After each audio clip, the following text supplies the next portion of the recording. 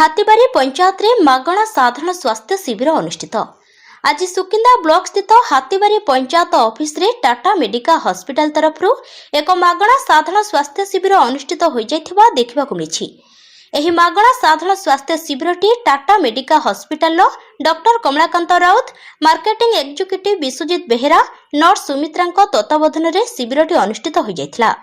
Tata Medica hospital तरफ हाथीबारी panchayat office रे आयोजन होइथिबा मागणा साधारण स्वास्थ्य शिविर रे थंडा, काश, ज्वर, आंठगंटी बिंधा, हाथ गोड़ फुलिजिबा, ब्लड प्रेशर, डायबिटीज भली इत्यादि रोगर चिकित्सा कराई मागणा स्वास्थ्य सेवा पाइबा सहित मागणा औषध मध्य पाइथिले ग्रामवासी। हाथीबारी पंचायत ऑफिस रे जो मागणा साधारण स्वास्थ्य शिविर अनुष्ठित होइथिला सेथिरे 60 रु ऊर्ध्व ग्रामवासी उपकृत होइथिबा सरपंच मधुस्मिता सेठी एवं डॉक्टर कमलाकांत राउत कहिसेंती।